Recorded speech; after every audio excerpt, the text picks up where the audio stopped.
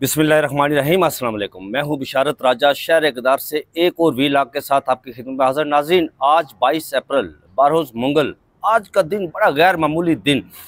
अदालती महाज पर भी खुलकर कुछ चीज़ें सामने आई हैं और दूसरी तरफ अडयाला जेल में आज खान साहब से मुलाकातें भी हो रही है। और फिर चीफ इलेक्शन कमिश्नर के भी अहम ऑब्जर्वेशन रिमार्क सामने आए हैं। वो कहा जाता है कि अगर 100 गिदड़ू की क़यादत एक शेर कर रहा हो तो जो गिदड़ू का जत्था होता है वो भी शेर बन जाते हैं, और अगर 100 शेरों की क़यादत एक गिदड़ कर रहा हो तो जो शेरों का जत्था होता है वो भी गिदड़ बन जाते हैं। उनके अंदर वो सलाहियत पैदा नहीं होती जो शेरों के अंदर होती है, क्योंकि उनकी क़यादत गिदड़ कर रहा होता है और फिर वो गिदड़ों की तरह सोचता है और फिर उसी तरह वो उसको लीड करेगा। जस्टिस याहिया अफरीदी जब से चाइना गए हैं और justice Mansoor Shah chief justice बने, मेरा कतन ये कहना मकसूद नहीं कि मुझे ये एक मुहावरा याद आ गया तो इस वजह से मैंने ये आपके सामने रख दिया है। आस्तीनें चढ़ा ली हैं जस्टिस मंसूर शाह ने। जिस तरह आपने देखा कि मैंने अपने गुज़िश्ता वीलॉग में 9 मई के केसेस के हवाले से जिस तरह जस्टिस हाशिम काकड़ ने कड़ाके निकाले और जस्टिस इश्तियाक इब्राहिम ने जो रिमार्क्स दिए, ऑब्जर्वेशन दी, वो एक बड़ी दलेराना मौक़िफ़ था इन जजेस साहिबान का सुप्रीम कोर्ट ऑफ पाकिस्तान की तरफ से, जो 9 मई के हवाले से बिलखुसूस केस था उसमें। और अब इमरान खान साहब का केस भी समाअत के लिए मुकर्रर हो गया है। उधर सिकंदर सुल्तान राजा साहब ने भी ये इतराफ़ किया है कि पाकिस्तान तहरीक इंसाफ सबसे बड़ी सियासी पार्टी है और वो वो आज भी इलेक्शन कमीशन पाकिस्तान में रजिस्टर्ड है, ये उनका कहना था। और उनकी तरफ से ये भी रिमार्क सामने आए कि कहा जाता है कि दोस्त बनाते वक्त एहतियात किया करें, और अकबर बाबर को क्यों ये सरश करना पड़ी चीफ इलेक्शन कमीशन पाकिस्तान को कि आपके पास कोई सबूत नहीं है, आप जो सिर्फ इल्ज़ाम तराशी की बुनियाद पर बातें कर रहे हैं, इल्ज़ाम तराशी कर रहे हैं। उनसे पूछा गया तो उन्होंने कहा कि मेरे पास कोई सबूत नहीं है, मैं फाउंडर मेंबर हूं पाकिस्तान तहरीक इंसाफ का। इस पर बात करेंगे। और फिर आज सुप्रीम कोर्ट ऑफ पाकिस्तान में जो जजेस सिनेटी वाला मामला था, जो ट्रांसफ़र वाला मामला था इस्लामाबाद हाई कोर्ट के जजेस का, उसकी भी समाअत हुई, इस पर भी बात करेंगे। लेकिन सबसे पहले मैं चलता हूं जो आज बड़ा मैराथन ये समाअत हुई है आज पाकिस्तान तहरीक इंसाफ के जो इंट्रा पार्टी इलेक्शन है उस मामले को लेकर आज सुबह से समाअत हुई। कोई 3 से 4 घंटों पर यह समाअत मुश्तमिल थी, दरमियान में वक्फा भी किया गया समाअत में। जब समाअत शुरू हुई तो chief election commission Pakistan Sikandar Sultan Raja उस बेंच की सरबराही कर रहे थे। उन्होंने समाअत शुरू की। उन्होंने समाअत के शुरू में कहा कि चीफ इलेक्शन कमीशन और 2 मेंबरान की मुद्दत मुलाजमत ख़त्म हो चुकी है, बहरहाल हम केस ये सुनेंगे, फाइनल आर्डर तो जारी नहीं करेंगे, लेकिन क्योंकि इस्लामाबाद हाई कोर्ट ने भी उस पर हुक्म इम्तनाअ जारी किया हुआ है। बैरिस्टर गौहर और उज़ैर भंडारी पाकिस्तान तहरीक इंसाफ की तरफ से आज इलेक्शन कमीशन पाकिस्तान में उस बेंच के सामने पेश हुए। उन्होंने दलाइल दिए। इस केस की समाअत के दौरान बड़ी तवील और मैराथन ये समाअत थी। बड़े दिलचस्प रिमार्क सामने आए, बड़े दिलचस्प ऑब्जर्वेशन सिकंदर सुल्तान राजा साहब की तरफ से सामने आई।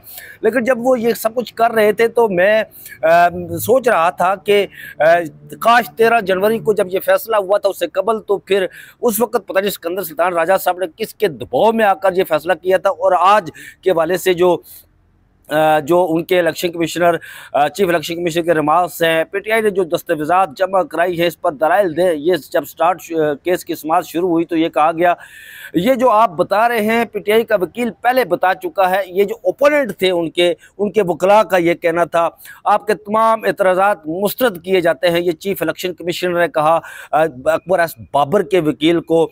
बैरिस्टर गौहर पीटीआई के चेयरमैन के तौर पर पेश नहीं हुए बल्कि बतौर वकील इस अदालत के सामने पेश हुए, यानी कि इलेक्शन कमीशन पाकिस्तान की अदालत के सामने बतौर वकील पेश हुए।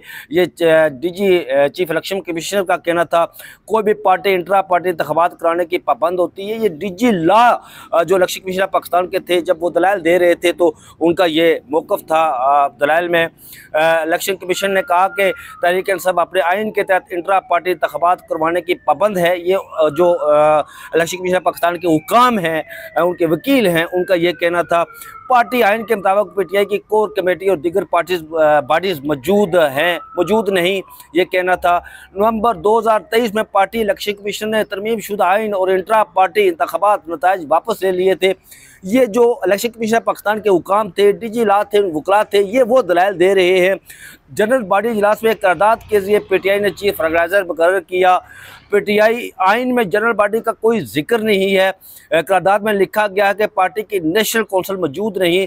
देखना यह है कि किसी तंजीमी ढांचे के बगैर सिर्फ एक करारदाद के जरिए इंट्रा पार्टी इंतखाबात करवाए जा सकते हैं, ये उनका वकला का कहना था। फिर यह भी कहा गया कि हमारे रिकॉर्ड के मुताबिक पार्टी के सेक्रेटरी जनरल असद उमर है, लेकिन नवंबर 2024 में सलमान अकबर राजा साहब को पार्टी सेक्रेटरी जनरल बनाया गया। वो आइन से हट कर बनाया गया, यानी पाकिस्तान तहरीक इंसाफ का जो आइन है उसमें यह गुंजाइश नहीं है। उसके लिए पार्टी का जो सेक्रेटरी जनरल है उसमें इंतखाबात होते हैं, ये रखे गए सामने। इस मौका पर अकबर बाबर के वकील जो थे, या वो खुद बोले, उन्होंने कहा कि पीटीआई के फंड्स मुजमिद किए जाएँ, इंट्रा पार्टी इंतखाबात में 5 साल का वक्फा होना ज़रूरी है। ये अकबर बाबर ने इलेक्शन कमीशन हुकाम के सामने, यानी इलेक्शन उस बेंच के सामने ये दलाइल दिए आपने और ये बात रखी। मैं पीटीआई का फाउंडर मेंबर हूं, ये अकबर बाबर का कहना था। उन्होंने कहा कि पीटीआई का स्ट्रक्चर ही नहीं था, इंतखाबात कैसे हो सकते। पीटीआई इंट्रा पार्टी इंतखाबात पार्टी आइन के मुताबिक नहीं हुए, ये कहना था अकबर बाबर का।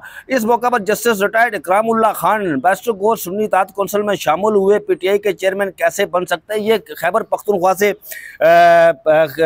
इलेक्शन कमीशन पाकिस्तान के मेंबर हैं, जिनके ये ऑब्जर्वेशन सामने आए, जिनके ये दलाइल केस के समात के दौरान रिमार्क्स उनकी तरफ से ये सामने आए। इलेक्शन कमीशन पीटीआई का इंट्रा पार्टी इंतखाबात का एक मौका फराहम करे, ये अकबर बाबर का कहना था। इलेक्शन कमीशन के पास 2 ऑप्शन है, ये अकबर बाबर का कहना था। एक पीटीआई इंट्रा पार्टी इंतखाबात कराए या फिर पार्टी पर पाबंदी लगाए, ये कहना था उनका। बहरहाल औजार भंडारी ने जब दलाइल दिए तो इस मौका पर जब अकबर बाबर ये दलाइल दे रहे थे तो उस वक़्त इलेक्शन कमीशन पाकिस्तान की तरफ से चीफ इलेक्शन कमिश्नर जो बेंच की सरबराही कर रहे थे, उन्होंने कहा कि अकबर बाबर साहब, आपके पास कोई सबूत है कि आप कह रहे हैं मैं फाउंडर मेंबर हूँ पार्टी का, मैंने इंतखाबात में हिस्सा लेना था, मुझे फॉर्म नहीं दिए गए। तो उन्होंने कहा मेरे पास कोई ऐसा सबूत नहीं है। तो फिर कहा कि आप ये इल्ज़ाम तो न लगाए ना, ये election commission chief election commission ने कहा। औजार भंडारी साहब ने कहा बहुत से निकात ऐसे हैं जिस पर सुप्रीम कोर्ट फैसला दे चुकी है। ये औजार भंडारी साहब पाकिस्तान तहरीक इंसाफ की तरफ से वकील की हैसियत से इस बेंच के सामने पेश हुए। पीटीआई इलेक्शन कमीशन में रजिस्टर्ड सियासी जमात है, ये पीटीआई वकील का कहना था। पीटीआई को 2023 में इंट्रा पार्टी इंतखाबात का हक कहा गया। पीटीआई ने 3 बार इंट्रा पार्टी इंतखाबात करवाए। सबसे अहम 2 खतूत है जिसके बाद करारदाद मंजूर की गई, ये पीटीआई के वकील का कहना था। इलेक्शन कमीशन से कहा गया कि बताया जाए कि अगर कोई तफसात है जो इस वक्त नहीं बताए गए, हमने कभी नहीं कहा कि इलेक्शन कराओ, ये मेंबर का कहना था जो इलेक्शन कमीशन पाकिस्तान उस बेंच के सरबरा उस बेंच में बैठे हुए थे। खैबर पख्तूनख्वा से मेंबर का तल्लक था। जब आप बॉडी को मानते ही नहीं तो कौन इलेक्शन कराएगा, ये पीटीआई के वकील का कहना था। सुप्रीम कोर्ट ने कहा कि इंट्रा पार्टी इंतखाबात हूँ या ना हूँ, जमात तो होती है, जिस पर ये कहा गया कि इलेक्शन कमीशन पाकिस्तान की तरफ से कि आज भी पाकिस्तान तहरीक इंसाफ जो है वो इलेक्शन कमीशन पाकिस्तान में एक बड़ी पार्टी के तौर पर बड़ी मौजूद है, रजिस्टर्ड सियासी जमात है, इसमें कोई 2 राय नहीं है। मुझे इंट्रा पार्टी इलेक्शन में हिस्सा लेने के लिए नामजदगी फार्म जारी नहीं किए गए, ये दरख्वास्त गुजार को मुजम्मल सिंधु साहब है, उनका कहना था। रऊफ हसन ने मुझे कहा कि आपने गुज़श्ता इंतखाबात को चैलेंज किया था, इसे इलेक्शन नहीं लड़ सकते।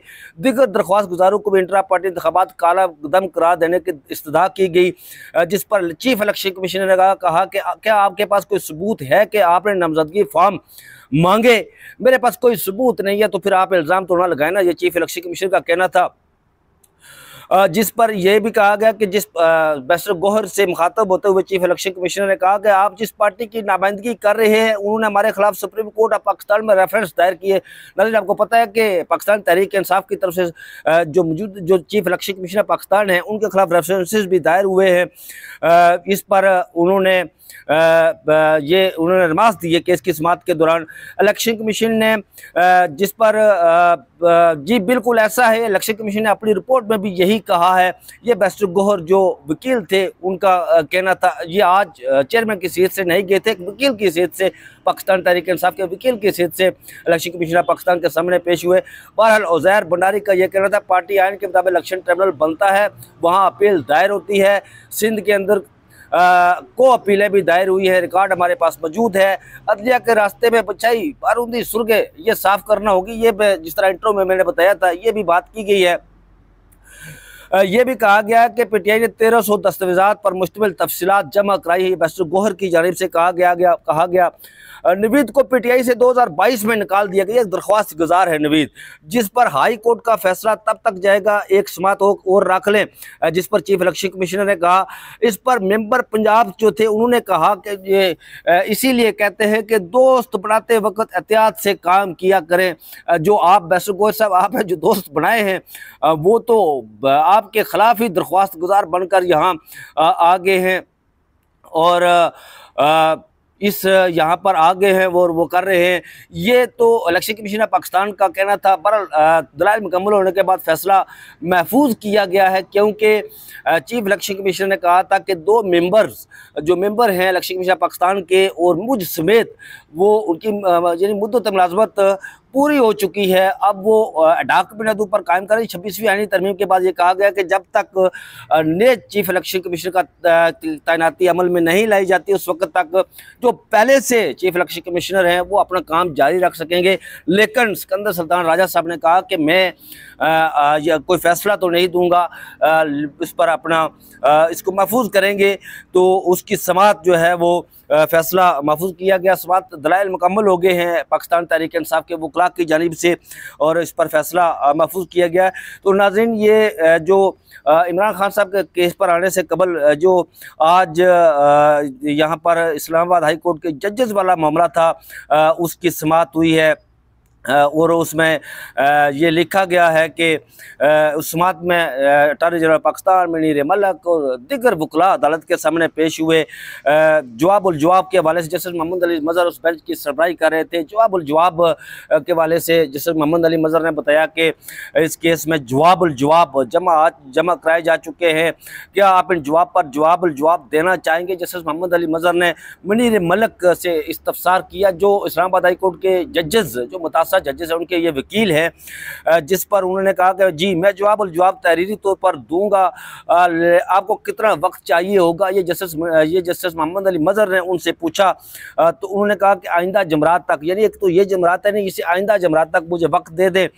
इतना वक्त क्यों चाहिए, बहुत से वकला दलाइल देने हैं। ये जस्टिस मोहम्मद अली मज़हर जो बेंच की सरबराही कर रहे थे उन्होंने कहा, वकील कराची बार के जो वकील हैं फैसल सिद्दीकी उन्होंने कहा कि आइंदा हफ्ते में दस्तयाब नहीं हूँगा, मैं भी बैरून मुल्क हूँगा। उस वक्त अटॉर्नी जनरल पाकिस्तान ने यह अरमास दिए कि मैं भी आइंदा हफ्ते नहीं हूँगा। इस केस को इतना लंबा ना करें। जस्टिस मोहम्मद अली मज़हर का कहना था आइंदा हफ्ते फौजी अदालतों का केस भी होगा। फैसल सिद्दीकी साहब जो कराची बार के वकील थे उन्होंने अदालत के सामने ये बात रखी, इस केस को हम सुबह रख लेंगे, यानी 9:30 बजे। फौजी अदालतों का केस नाज़रीन तो आपको पता है कि वो 11:30 बजे उसकी समाअत शुरू होती है और 28 अप्रैल को उसकी समाअत शुरू हो रही है, जिसमें ख्वाजा हारिस साहब अपने दलाइल मुकम्मल कर चुके हैं। अटॉर्नी जनरल पाकिस्तान अपने दलाइल देंगे और उन्होंने कहा था कि अदालत से गुज़री समाअत पर कि मुझे वक्त चाहिए 2-3 दिन का, तो वो इसीलिए उनकी वो समाअत रखी गई है। तो ये कहा गया कि जस्टिस मोहम्मद अली मज़हर की तरफ से कि वैसे भी फौजी अदालतों का केस 11:30 बजे शुरू होता है, हम इस केस को सुबह के रख लेते हैं, यानी 9:30 बजे इस केस की समाअत शुरू होगी। 29 अप्रैल तक आप कह सकते हैं 29 अप्रैल तक इस सुप्रीम कोर्ट ऑफ पाकिस्तान ने इस केस की समाअत मुलतवी कर दी है। लेकिन नाज़रीन जो मैं हैरान इस बात पर हूँ कि यहाँ पर जो जस्टिस मंसूर शाह के चीफ जस्टिस बनते ही सुप्रीम कोर्ट और अदलिया के में बड़ी हलचल पैदा हुई है। सुप्रीम कोर्ट की राहदारियों में बड़ी हलचल पैदा हुई है। यहाँ पर अदलिया के रास्ते में बिछाई गई सुरंगों को साफ करने की भी बातें हो रही हैं। ज़मीन फटे या आसमान फटे, आइन और कानून के मुताबिक फ़ैसला होने की भी बातें हो रही हैं। फिर जो हाई कोर्ट के जजेस का जो अख्तियार है, चीफ जस्टिस का जो अख्तियार है, उसको सो मोटो का जो अख्तियार है, उस पर भी बात हो रही है और ये कहा जा रहा है कि हम इस पर अपनी आंखें बंद नहीं कर सकते। आज जब सुप्रीम कोर्ट ऑफ पाकिस्तान में इस 9 मई के हवाले से सनम जावेद केस की समाअत हो रही थी, उसकी जो जमानत दी हुई थी हाई कोर्ट ने, उस पर अदालत ने कहा कि जस्टिस काकड़ ने जो रिमार्क्स दिए थे वो कड़ाकेदार रिमार्क्स दिए थे। उन्होंने कहा कि शेख रशीद के हवाले से भी उन्होंने बात की कि शेख रशीद तो 50 बार एमएनए मुंतखब हो चुके हैं, खुदा का खौफ करे, ये प्रोसिक्यूशन को मुखातब करते हुए ने कहा गया ये भाग कर कहाँ जाएंगे। फिर सनम जावेद के हवाले से उन्होंने कहा कि यहाँ पर 1 साल के बाद आप को याद आ रहा है और जिन जिन लोगों को आपको याद आ रहा है आप उन लोगों को केसेज में डाल रहे हैं। फिर ये भी कहा गया जस्टिस इश्तियाक इब्राहिम की तरफ से कि 9 मई के केस में मुझे भी डाल दिया जाए, यानी जजेस, सुप्रीम कोर्ट के जजेस को भी डाल दिया जाए उस केस में। ये तमाम तर सूरत हाल यकसर बदल गई है। एक तो चीफ जस्टिस ऑफ पाकिस्तान का जस्टिस यहिया अफरीदी की बैरून मुल्क दौरे के बाद और फिर जस्टिस अमीनुद्दीन के दौरे के बाद ये एक तलातम सा अदलिया में आ गया है। लेकिन देखना ये है कि क्या कोई इस पर अहम फैसला आ सकता है या सिर्फ ये केसेस जो है ये ऑब्जर्वेशन की हद तक रहते हैं या सिर्फ रिमार्क्स की हद तक रहते हैं। आइन और कानून की पासदारी की बातें तो की जा रही है जजेस की तरफ से, लेकिन ये ज़रूर देखना है कि क्या इस पर अमल दरामद भी होता है या सिर्फ रिमार्क्स की हद तक रहते हैं। तो नाज़रीन, अब तक के लिए यही था जो मैंने आपसे शेयर किया है। मुलाकातों के हवाले से इंशाल्लाह भी आपके सामने कुछ चीज़ें रखेंगे, बड़ी आम खबरें वहाँ से आ रही हैं वो भी आपके सामने रखेंगे। तब तक मुझे इजाज़त दीजिए। ये चैनल आपका अपना चैनल है, सब्सक्राइब भी कीजिएगा, लिंक शेयर भी कीजिएगा और टेली का बटन भी जरूर दबाइएगा। मुझे दीजिए इजाज़त, अपना बहुत सा ख्याल रखिएगा। अल्लाह हाफिज़।